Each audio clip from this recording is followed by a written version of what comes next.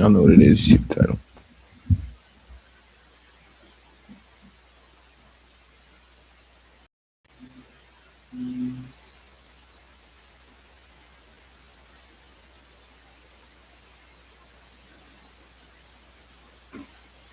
but I got it in my bag just in case I have One second. Yes. it, and that's like me. I got it all. Yeah. Do you think you're gonna train people when you're done? I be training it a little bit. I be helping out at the gym. Everybody asking that question and he laughs. Like, I don't know if he laughing out of flattery, if he laughing out of nah, I wouldn't ever do that. But he always says no when he's asked that question. He says he doesn't have enough patience, which is interesting because to be a great boxer, you definitely need patience to some aspect. gym, but my patience ain't there yet.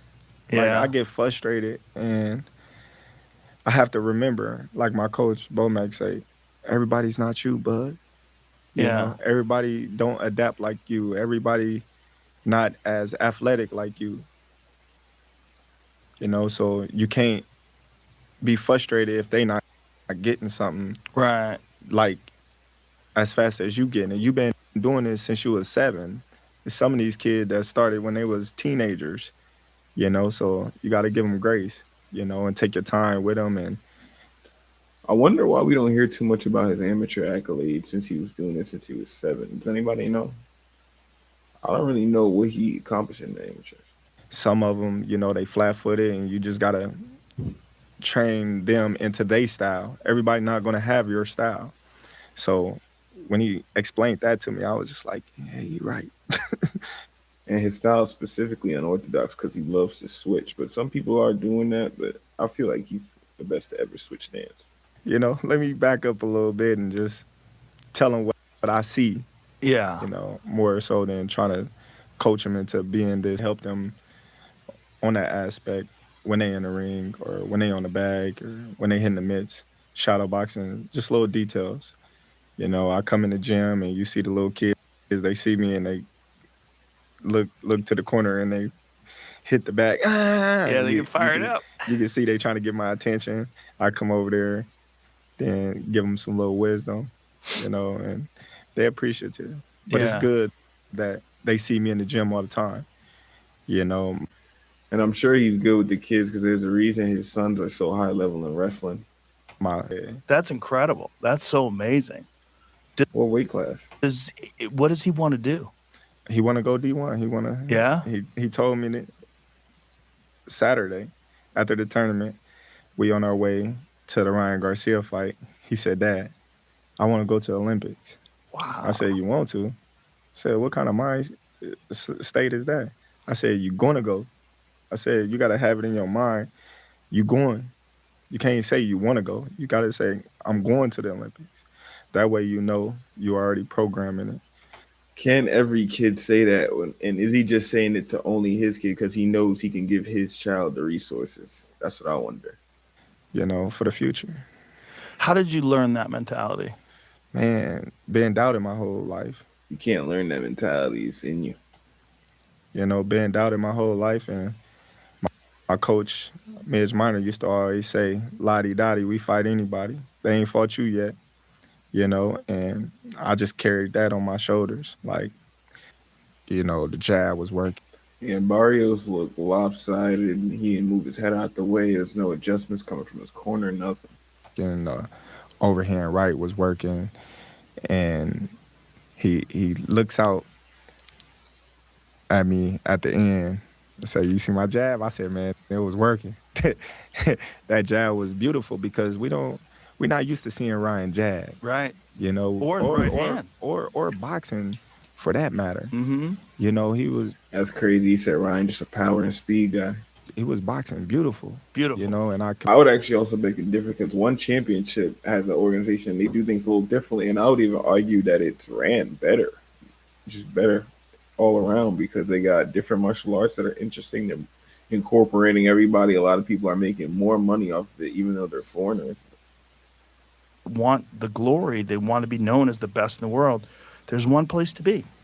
it So it's goes very back, difficult for those guys to hold out for more money.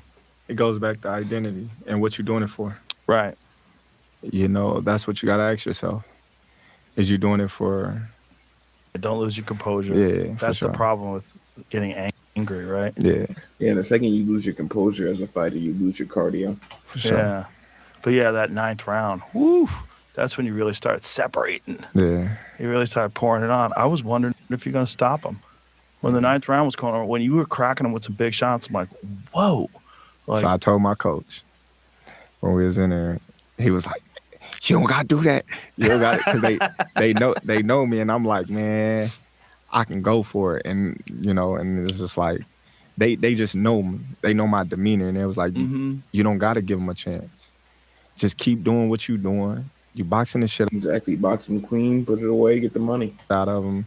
It's different when a culture behind you. I wonder if Terrance would still be fighting now and not retired if he had a bigger fan base that pushed him. We not gonna support you. They look at, no, these is warriors, and we not gonna stop supporting them because they lost. that's true. That is true about the UK. America, they like, man, you got your ass whooped, on to the next. You a bum, you washed, you ain't as good as you said you was or we thought you was, and it's just like Which is crazy because that's not realistic because most fighters losing their career to have a flawless career is almost, to you. But it can Are stem cells FDA approved? do. yeah. Just regenerates tissue, everything heals. Like within like weeks, you start feeling better. Last I checked, you had to go to like Mexico and Colombia and places where people get BBLs to get stem cells, like real ones. You're like, God, Yeah, everything just feels looser. for sure. I've had so many friends that Because don't those come from cadavers too? Mike, correct me if I'm wrong. were like on the verge of getting surgery. Like, I don't know, doctor says I need surgery. Get stem cells. Everything's good. Mm-hmm. I had a full-length rotator cuff tear. I went to the doctor 6 months after the stem cells. He's like, this is the craziest thing I've ever seen. He's like, that tear doesn't even exist anymore. It's gone. Completely healed. How can a tear completely healing is kind of unheard of? It's crazy. Yeah. Like, stem cells are nuts, man. And they're getting better at it all the time. Like, it's just, the pharmaceutical drug companies fucking hate it. Surgeons hate it.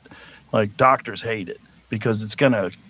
Maybe that's why it wasn't approved because it was going to affect the industry. I know the pharmaceutical industry in general could be sketchy in terms of keeping their profits and not wanting anything to infringe upon their margin lines for their quotas.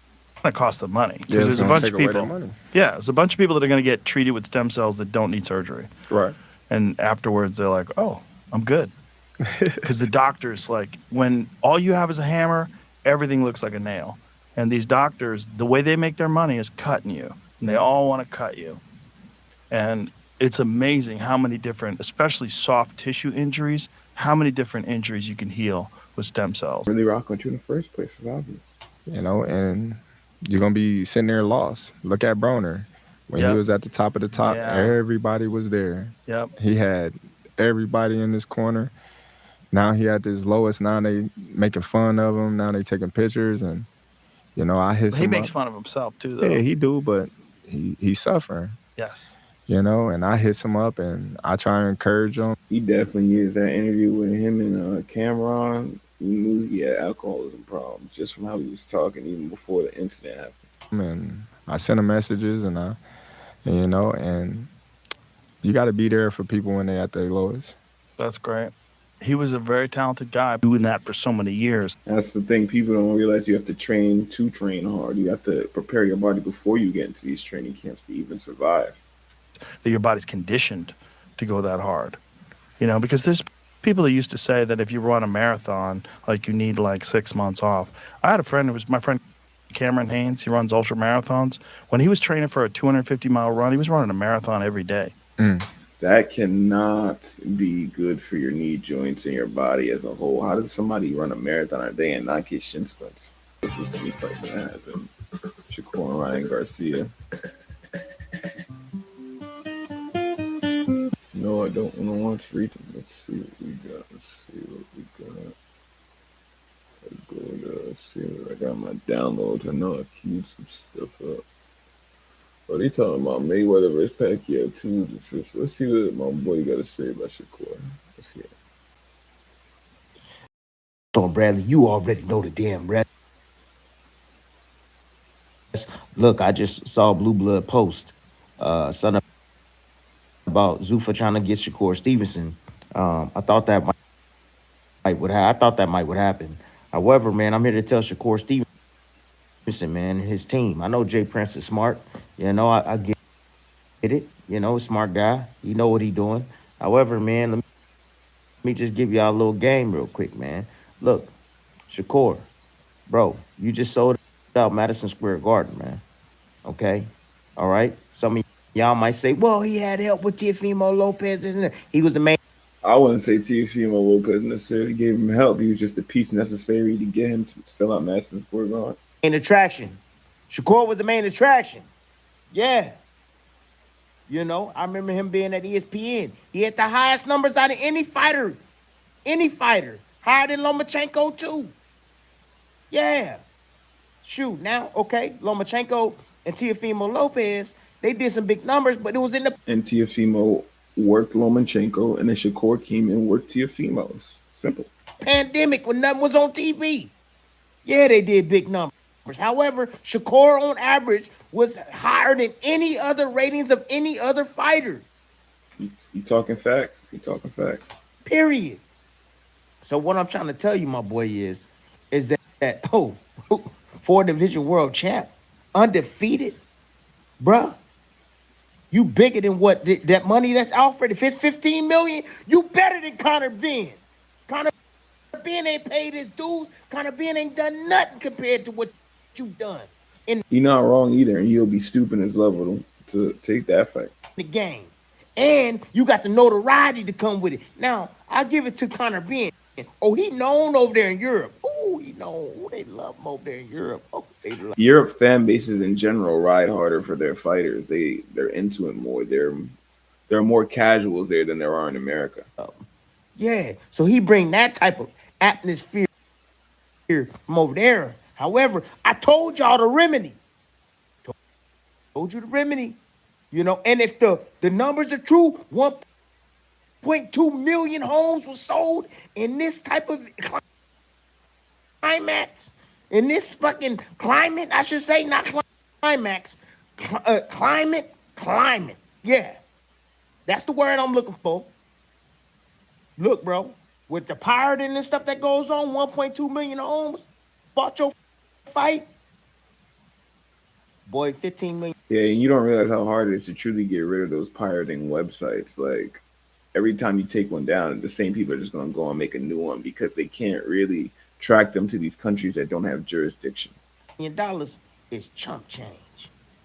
Think about that. Marquez and Manny Pacquiao was doing 1.2 million homes back in the days. And these dudes was getting paid 25, 40 million, 30 million dollars. Think about that, man.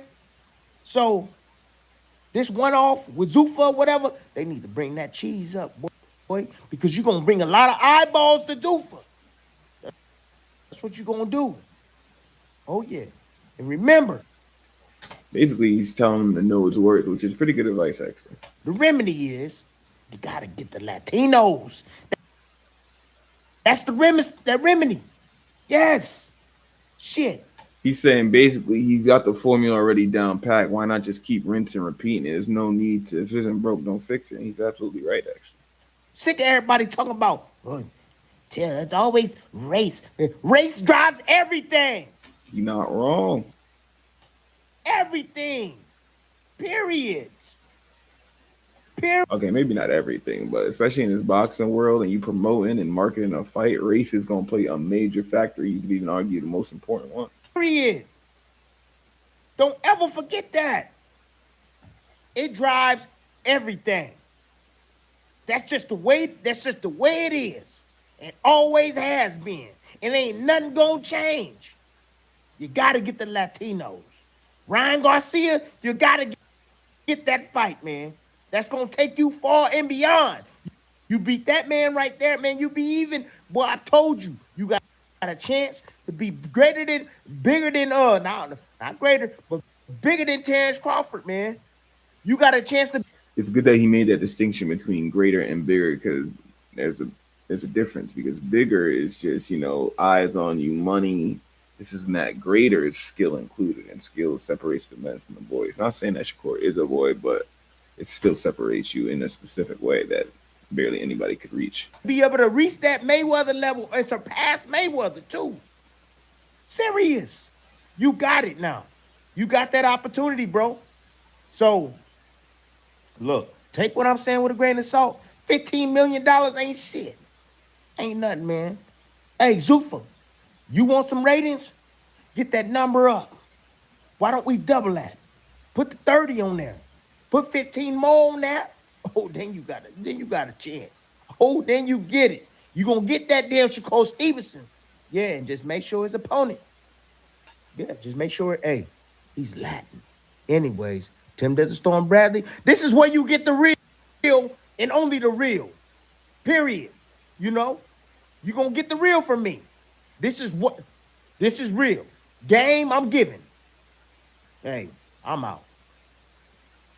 Okay, that's not a bad video at all. Let's see what this is about. I'm not really interested in this. I ain't gonna hold you. But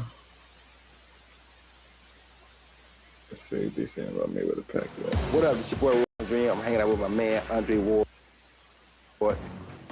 We two Hall of Famers will bring y'all a show called a Hall of Game. A show where we discuss boxing, sports, life, and entertainment from our view. How much better than that can you get? Me and Roy don't always agree, but one thing you will get is a Hall of Fame worth the game. Welcome back to another episode of the Hall of Game. We short one Hall of Famer today. Roy Jones Jr. is somewhere in the world. I tell y'all that all the time. The man stays on the road, and he's not just stateside. Oftentimes, he's in another country. So I don't know where he is. I believe he's in the UK. Brother, we need you back. Looking forward to having you back. But we coming off of a big fight weekend this weekend. Ryan Garcia, Mario Barrios at the T-Mobile Center on Saturday. We had a bonus mega fight on Sunday, which is rare, between Claressa Shields and Franchon Cruz Dezern in Detroit. We're going to get into that. But before we touch on the boxing, I want to touch on my non-boxing take today. I want to give a big shout out to Oakland native. Yeah, that's right.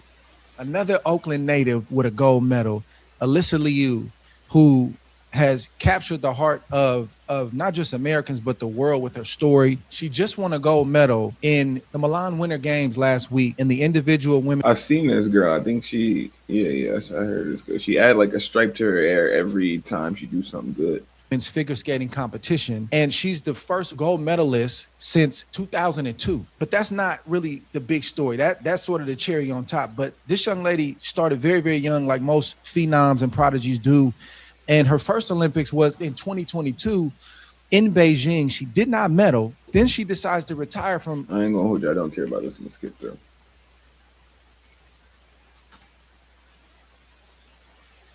Like, come on, Andre. You know we don't care about this. Or the know-how to do that at any age on the way up. I just continued to fight and do what I was taught to do. But she comes back, and then right off of the layoff, she wins the world championships in 2025. Then she comes and she just won a gold medal last week. Just a powerful, powerful story. She seemed very free to me as she skated. Most of the other skaters seemed very tight and very rigid because this is the biggest moment of your life. You have minutes to be perfect and to try to realize this dream that you've had since a kid. She didn't have that kind of pressure on her. I don't know how she was able to switch her mindset in that 2-year period, but whatever she's doing is working. I hope to have her on the show one day. I would love to sit down and talk to her about her journey and everything that I've since learned about her. So shout out again, Alyssa Liu. It's something about Oakland. It's something about the Bay Area. I don't know if it's something in the water. I don't know if it's something we eat. I don't know what it is, but we got a lot of talent. We got a lot of grit, and we like winning gold medals in the Bay Area. Shout out to Alyssa Liu. I want to welcome my brother back to the show, to the Hall of Game, newly crowned 140-pound champion, 4-division world champion. I want to welcome shkaur Stevenson to the show. Okay, I didn't know we was getting a live interview. So this should be fun. How many more divisions you trying to climb, bro? I got one more division in me, I think. One more. 4-7? Yeah, for sure. Okay. Well, bro, I appreciate you getting on, man. I know how it is, man. Y'all, Y'all be up late playing the video games, bro. The early mornings be rough, brother. Have you had your coffee yet? Nah, I ain't had no coffee yet. You ain't had your coffee. You ain't had that gasoline yet. I mean, I just woke up fresh out of bed. I'm not gonna try to hold you, bro, too long. You did a great job, man, on DAZN's telecast, bro. This past Saturday at Ryan Garcia's fight, man. You ain't had no notes or nothing, bro. You was just freestyling up there, bro. How did it feel to do a whole show like that at the desk? It wasn't an official desk, but it's basically the desk. Hasn't he done stuff like that before? I enjoyed it. I felt like I was giving good insight. I felt like at the end of the night, I was kind of like worn out, and I realized like it was harder than what I expected, but I enjoyed it. Yeah, that's what people don't understand about that commentate, man. Like mentally, you start to go, but you still got to be sharp. You can't make no mistakes. You can't mess up people's names. You can't, forget stuff. So the mental game for the broadcasting is crazy, bro. But I couldn't tell you was getting tired. Why did they have y'all at a desk? Why did they make y'all stand up the whole time? I'm not sure, but you know what's crazy? What I really was thinking about? I'm like, I talk a lot of junk to you about having coffee like 2 to 3 times a day.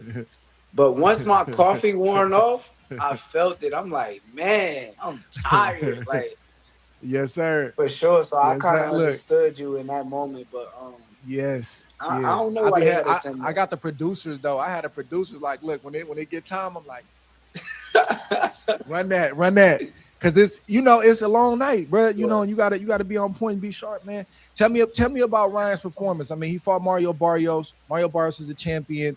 But that wasn't the first time that something like that happened to him, right? Where he didn't really fight back and he just accepted getting hit on like that. But what did you think about Ryan's performance? I thought it was an amazing performance. I've been saying Ryan had skills. Like I've been knew Ryan had skills for years. So he made me look bad during that early fight.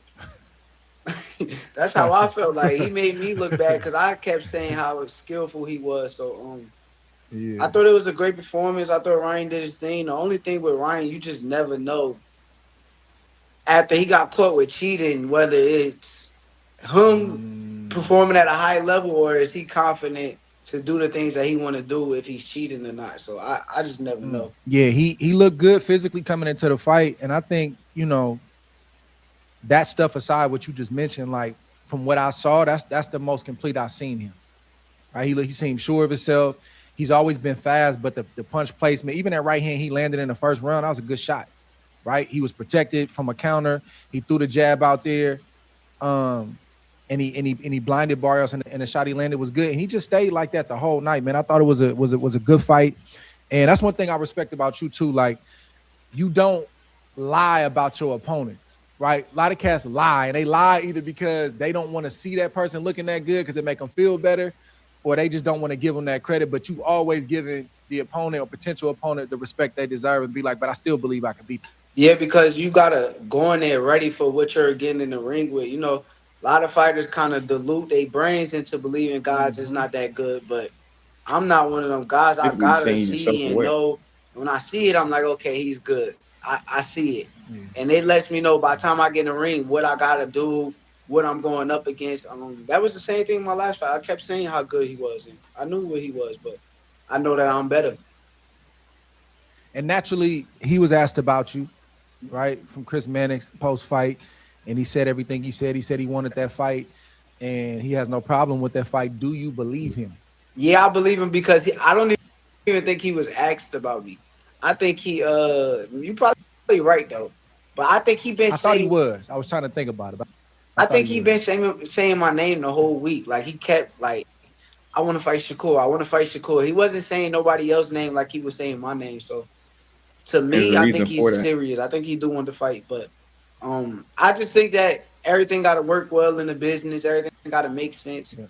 Basically, he's saying money talk as he should, but it's Ryan Garcia, so why wouldn't it? Because before the fight, I heard them saying they'll fight me at 144, and then after the fight, I'm here at 147, and I'm not going up to 147 no time soon. 147 will, like I just told you, I think that will be my last weight class that I'm in.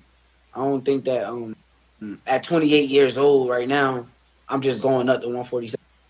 What was the conversation in the hall always after the fight, I saw you and Bud and Ryan talking. What was that conversation like?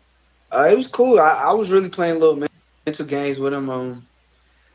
It was a lot. It was a lot being said, but all of it was mental games. You know, you see your future opponent or somebody that you fighting, and you size them up and see what they looking like, and that's all it really was. It wasn't nothing too major. Ryan a cool dude though. Like that's the thing. Every time I kind of been around Ryan, he always got like cool energy and cool vibes. So well, you got a lot of motion right now, bro. So that's why your name is coming up a lot. I mean, there was a period in time where, you know, That's guys all were it ever is. using a performance or two against you to say, "Oh, nobody want to fight him, so I don't want to All it ever is motion. fight him either." I'm not hearing that right now. I'm hearing that Shkaur Stevenson name come up a lot, and it's unprovoked. You're not saying nothing to these guys. I'm just hearing your name. You know, I'll give you one example. You know, I did the interview with Bill Haney, and Bill trying to convince me that you easy work for Devin, and I think that's a good fight for both of y'all. You know, I wasn't going for that, but I understand he's supposed to feel that way. yeah, right? for sure. What did you take from those comments from Bill Haney when he was on the Art Award? The comments that I took, I mean, it sounded good. Like, you know, he's not the one that's in the ring fighting, so he could say everything that he want to say on camera and make it look good to the fans. But at the end of the day, if we're talking about us fighting each other, it would be Devin getting in the ring. So you're going to walk me down. You're going to do all of these things. It sounds good, but once again, we in 8-ounce gloves and anybody can be hurt. What do you take from the sparring session that Bill kept going back to? I never watched the whole thing. I seen clips. He said that Devin walked you down. I don't even know what year that was. Like, what do you take from that sparring session back then? I know it was a long time ago. Man, it's weird because it's like I don't take nothing from it. What I take from it is like we sparred plenty of times. So like, which time are you talking about? We can't. It ain't like we didn't spar so many different times. Did you choose that sparring session specifically that you felt like you did good in, that made you get confidence or something? Like I just don't. The thing about watching sparring sessions is you don't know what happened prior to those sessions. Somebody could have more rounds than the other person. Somebody could be more fresh than the other person. Somebody could have got hurt by somebody else before the round. There's so many different variables and factors that go into sparring and then showing those clips. Understand it. So, honestly, from what I took with the sparring and every session that I had with him, I always felt like I was the better fighter. I never felt like he was a better fighter than me or did anything better than me. The only thing that he ever had over me when we sparred was size. But him being the younger fighter, I was always ahead. Like I was always like the big brother that was ahead of him mentally. What is the fight that you think in your gut, if you had to choose right now, is more realistic, or the fight you think may get done? A Ryan Garcia fight or a Devin Haney fight? Both of those fighters are heavier than you, so it's gonna have to be some concessions with the weight. Honestly, I don't see neither happening at 147 pounds unless it's under the rehydration rules that I said. So, if not, I don't see that happening right now. Now, in the future, as I grow more and get more settled, maybe so. But as of right now, I don't see it happening at that weight class. Now, Ryan Garcia, he said 144. If he's willing to do that, I'm willing to make the fight happen. But Ryan sounds more realistic, because he's being he's ready to move around. That's crazy. I didn't realize that was Ryan's first world title. I'm looking how he's celebrating, and I'm thinking like this look like this is his first world title. Now look, I was like, that is his first world title. He's been a professional for I think 10 years. Yeah, for sure. That's crazy. I think he really I don't know what that is. I don't know what that is. I can't tell you. I know it just didn't work on several occasions. So I'm gonna ask the last question on Dev, and I'm gonna move on. You know, and I asked a question to Bill. Like, I know how this game goes, right? Like, I know even when it's not up, if you around my weight class, it's pretty much up until we retire. But it seemed like to me that the Dev Shkaur conversation kind of died down, and y'all still close in weight, but y'all are in different weight classes, and it looked like y'all were taking care of your own business individually. So I didn't really think that y'all was actively eyeing each other. Bill made it clear that it's up. And whatever list he got, Bill said you on the list. That's part But of I'm Bill's asking job. you, are you thinking like that? I know you ready, but are you actively thinking about a Devin Haney, or is it like, he ain't even really like top of my list? Nah, I'm actively thinking about all of these guys. Like, if I'm being realistic, I know because we could sit here and talk like all of this social media stuff, cool, but sometimes, like, well, not sometimes, it's gonna be a time where my manager gonna call me and say, "Yo, such and such, such and such," and who is going to be or what is going to be, that's going to be determined. But Devin Haney could be one of them names, and if he's one of them names and the business makes sense and the fight get done, I'm all ready for it. I can't wait. I love to show people that I'm better than all of these fighters. So he's one of the top names in the sport. I wish him continued success, but I would love to share the ring with him, and if it makes sense, let's do it. Yeah, so it's up, but it's up in a good way. You know, like I like what a young life is, man, right now, where it's like we don't have to hate each other, but if you want to do some business, we can do some business, you know, and we're gonna put on a great fight, and then we're gonna go back to taking care of our family. Nah, that's what I'm That's all the game ever was doing business. saying. I'm saying, like, people act like we gotta like act like clowns and like all of that kind of stuff. Or like you gotta hate each other. You Or feel me? something. Like, Yeah, and yeah. I'm not like me personally. I'm not into that. I just seen that I could put so many fans in the arena without even having to act like a clown or talk clownish or do the clown activity. So if I could do that on my side of town, it's like I understand my value and it ain't just acting like a clown on the internet. Man, take me real quick to Clarissa's fight this past Sunday, man. She did her thing, man. She put on 17,000 plus at the Little Caesar Arena. She, she just keeps getting bigger in terms of her name, and she keeps doing better things, man. Three-time undisputed.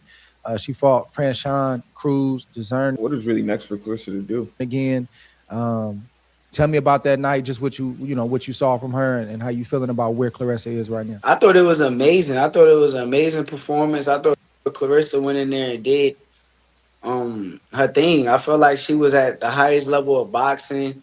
She was letting her hands go. She was defensively sound at times. She had some time relapse getting hit, but everybody does at the end of the day. I thought that was an amazing performance. If anything, if I want to nitpick or something, I would say get to the body more when she got a wounded fighter. But I got to take my own advice too. That's a pro tip right there. So, yeah. Clarissa, the truth though, I've been telling people don't understand. I think that's the greatest female fighter to ever do it, with no question. And she taking care of the business too. Most people would agree with that. I don't think that's like necessarily a hot take. Yeah. She getting paid. She not just a good fighter. She getting paid, man. And I always love when fighters get paid. A couple more for me, man. I know you've been in a long camp, bro. And for people that don't know, man, like it's rough. Like not just the physical, but every day, how you feel? Yeah. Tired? Yeah. How you feel? You good? Every day it's you thinking about the fighter, plus you putting out the physical stuff. It drains you, right? And you go do your thing fight night.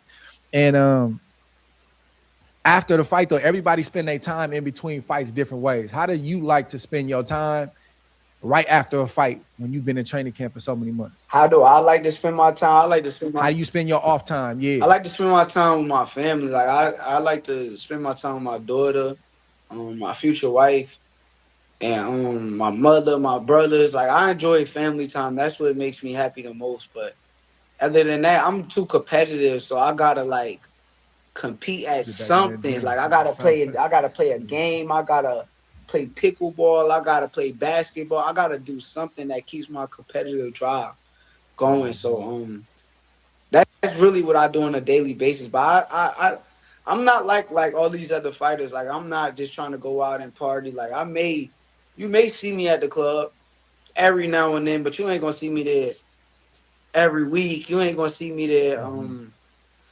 Man, I be so locked in. I be watching tapes all day. Like I enjoy watching boxing still. Like even after the fight, I'm still watching. I went back and watched Ryan Garcia fight yesterday.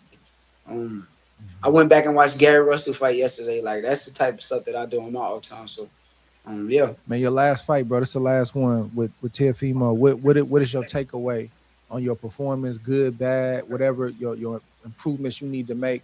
What's your takeaway being a month out from that fight? I thought that was a tremendous fight. You know, a lot of people nitpick and say, I only used one hand. But I really didn't. Like, if you really pay attention to the fight, I threw my left hand. Teofimo just defended my left hand better than he defended my right hand. And so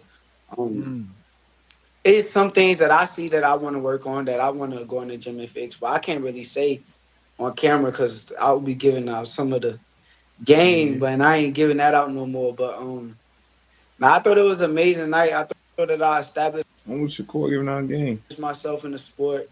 I thought that I established myself at 140 pounds, and who knows what I'm gonna do next. But from 135 to 140, I'm gonna be one of the best fighters in the sport, regardless of who I'm in front of. So you ain't got no problem with anybody at 35 to 40. If the business right, it can go. Yes, guaranteed.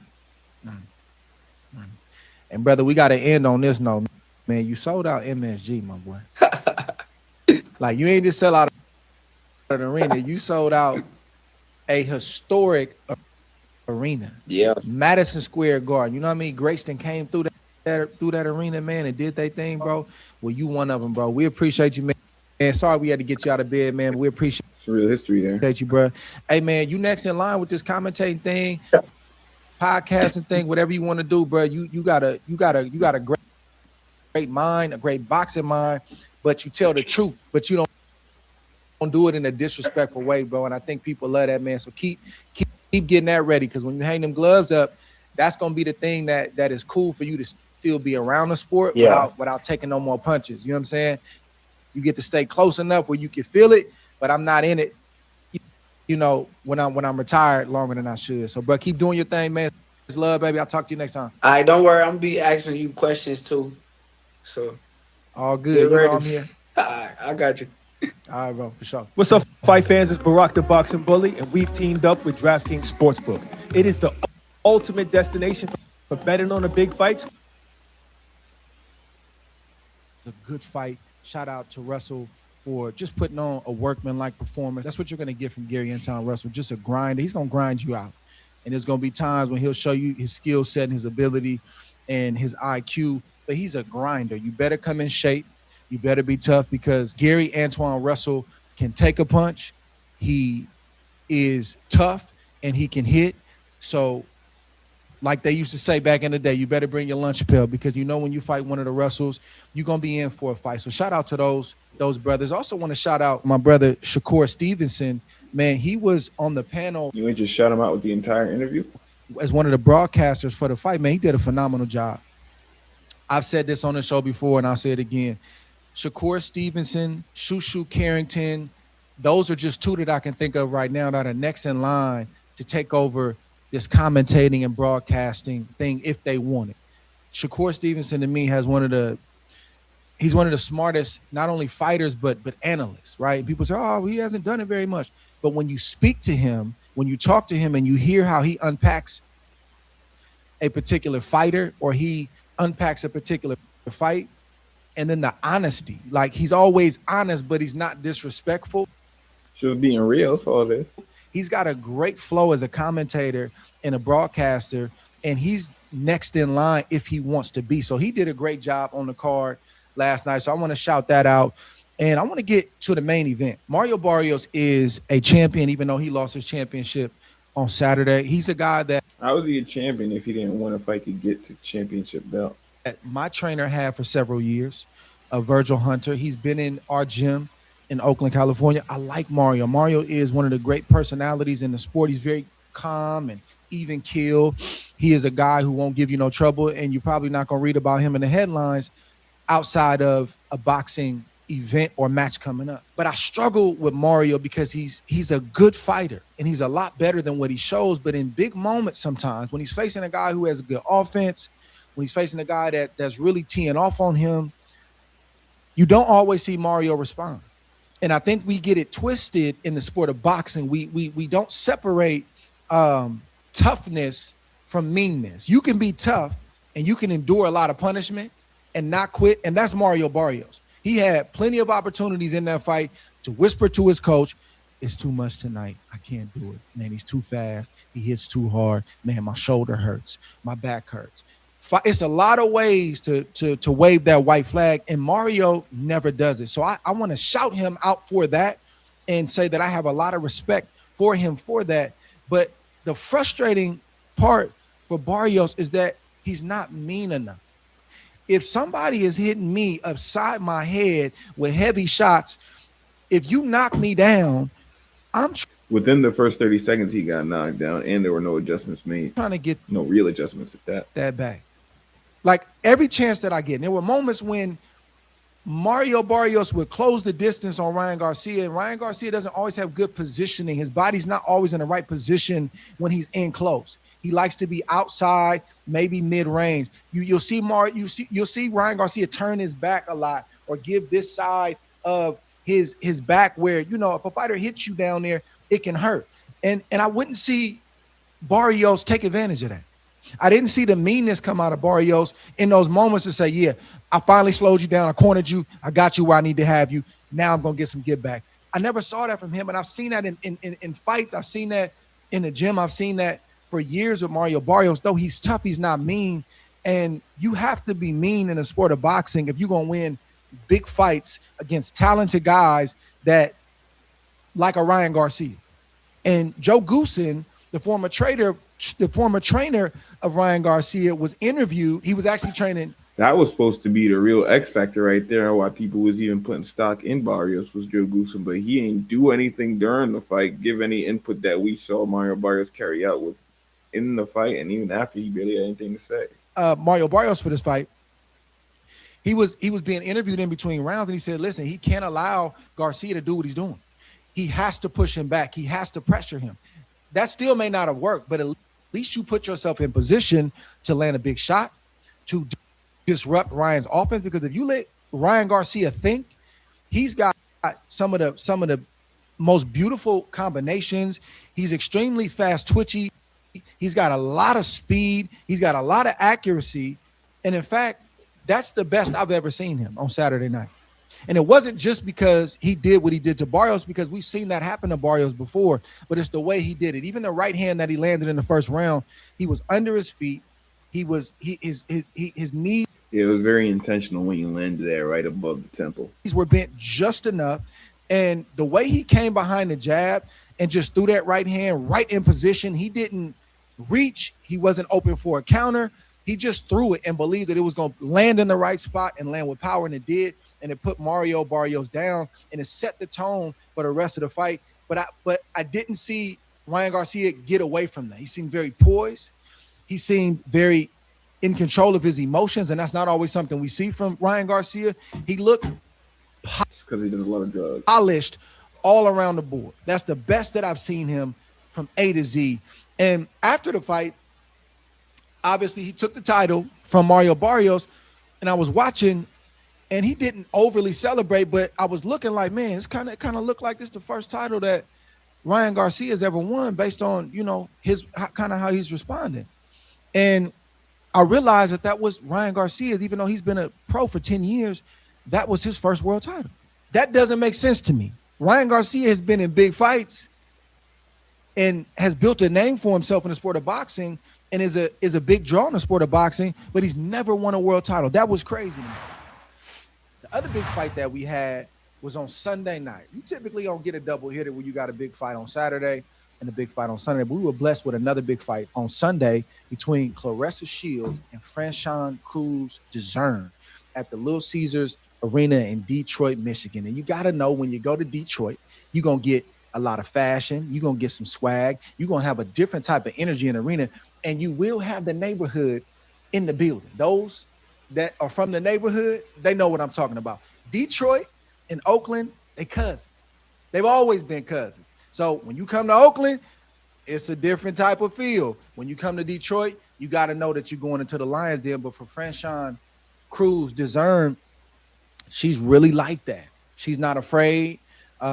She's always been a great sister, man. I got a lot of respect for Franchon, man. She's always been a big supporter of mine, but she's just been solid outside the ring, consistent, solid, steady, and she is to be respected. And for Claressa and Franchon, this is the second time that they fought. They actually fought their pro debuts on my undercard November 16th, 2016 at the Mandalay Bay for Ward Kovalev 1. These sisters also got history as amateurs, so they are well acquainted. They know each other. But before the fight on Saturday, we saw the brawl that happened on Sunday. There was a push from Claressa. I don't know what was said. I've heard things come out about potentially what was said, but it caused a melee and it caused a brawl to take place with chairs being thrown, fists being thrown, all these different things. It's all theatrics. And Franchon, I believe, hurt her ankle and her knee. And it was some question throughout Saturday night if she was actually going to be able to fight on Sunday. And in my mind, I'm like, sister, put that tape on that knee like she did, put that knee brace on, girl, go get your money. And that's exactly what she did, man. It was a good fight between these two ladies, a lot of bad blood leading into the fight. And it was 17,000 plus. 17,000 plus. It was the largest boxing crowd in Little Caesars Arena history. For all the people that have not shown love to women's boxing, where are you now? For all those that said that nobody wants to watch women's boxing, where are you now? And for those that said that Claressa Shields will never be, she can't, she won't, where are you now? This sister is a business. I have seen her grow up right before my eyes from a talented fighter and young lady who had more accomplishments at a young age than people have in a whole lifetime, having to deal with media pressure, having to figure out how she's going to carry herself, how she's just going to move throughout the space of being a celebrity. And I've just seen her grow and mature and blossom throughout her career in front of the eyes of the world. But she also got that business hat on real tight, man. She is a business, and the numbers prove that. So these ladies put on a good performance. Claressa Shields was just a step or two ahead of Franchon all night long. Though Franchon did land some big shots, Claressa said after the fight, I had to be careful because Franchon is a big puncher. People don't understand that. Out sitting at home on your couch, it looks easy, right? Hit her. Why you throw the left hook? Man, she should have landed the uppercut. Really? Well, you don't have no leather coming back at you to make you think twice or three times before you throw that punch that you said she should have threw. So it's probably best for you to trust the fighter who's actually been doing this for most of their life, and they're in there, so they got a good feel on what they should and shouldn't throw. Claressa fought the right fight, being smart, pressing in certain moments. I thought she was going to get Franchon out of there a couple times, but Franchon Cruz, man, she from Baltimore, man. She ain't no joke. She's serious, and she's really like that. And if she lands the right shot, she could have hurt Claressa Shields. Claressa Shields won the fight going away on all three judges' scorecard, 100-90, in front of 17,000 plus, like I said. Crazy energy. You got that Detroit energy. You got that neighborhood type of energy. The mayor was in the building. It was just a great night overall. And I want to salute them sisters for getting that bag, putting on a good fight. And Claressa mentioned two options in the post-fight press conference. Shadasia Green at 168. I would love to see that. Or a catch.